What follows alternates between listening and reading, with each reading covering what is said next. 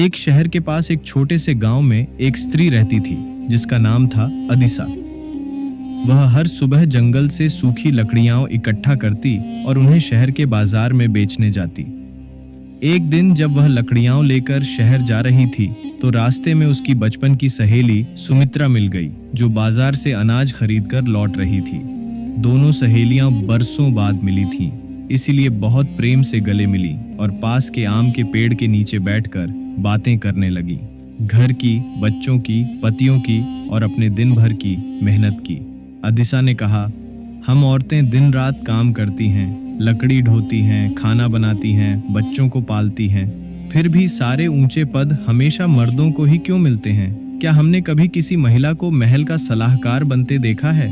सुमित्रा ने सिर हिलाया और बोली, सही कह रही हो बहन, चलो महल में जाकर राजा से ही पूछते हैं कि आखिर औरतों को ऊंचा ओहदा क्यों नहीं दिया जाता।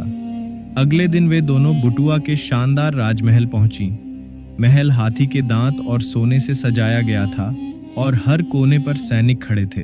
राजा के सामने पहुंचकर दोनों स्त्रियां जमीन पर झुककर बोली, राजा महोदय, हमें एक सवाल का जवाब चाहिए। आखिर आप औरतों को ऊंचे ओहदे क्यों नहीं देते? राजा मुस्कुराया और बोला, इस सवाल का जवाब मेरे पास नहीं है, लेकिन मेरी राजमंत्री तुम्हें उत्तर दे सकता है। लेकिन पहले तुम मेरे लिए एक काम करो। राजा ने एक सुंदर नक्काशीदार मिट्टी का घड़ा उनके सामने रखवाया और कहा, इस घड़े में मंत्री के लिए एक खास संदेश है, यह उसे पहुंचा दो। लेकिन ध्यान रहे, इस घड़े को खोलना नहीं, चाहे कुछ भी हो जाए। दोनों सहेलियां सहमत हो गईं और घड़ा लेकर महल से बाहर निकल पड़ी। थोड़ी ही दूर जाने के बाद सुमित्रा बोली, अदिसा, तुम्हें यह जानने की उत्सुकता नहीं है कि इस घड़े में क्या है? अदिसा बोली, है तो, लेकिन राजा ने मना किया है। सुमित्रा हंसते हुए बोली, हम थोड़ी देर के लिए ही खोलेंगे, कुछ लेंगे नहीं, राजा को कैसे पता चलेगा? थोड़ा सोचकर अदिसा मान गई।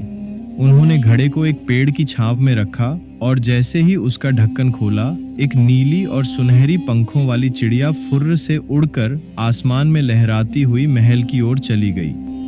वे डर गईं। अंदर देखा तो घड़े में बस एक कागज का टुकड़ा था।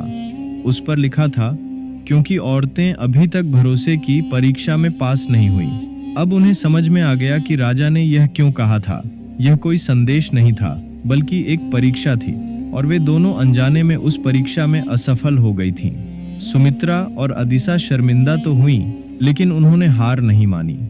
वे गांव लौटकर औरतों के एक समूह को संगठित करने लगीं, पढ़ाई, खेती और व्यापार में। साल भर में उन्होंने एक महिला व्यापार संघ बना लिया, जो इतनी सफल हुई कि महल के अधिकारी खुद उन्हें सलाह लेने बुलाने लगे। एक दिन उसी मंत्री नबा ने उन्हें महल में आमंत्रित किया और राजा न्याको के सामने कहा, अब वे तैयार हैं। इन्होंने दिखा दिया कि भरोसा और बुद्धिमानी किसे कहते हैं। राजा ने मुस्कुराकर कहा, हर उड़ान एक ही दिशा में नहीं जाती।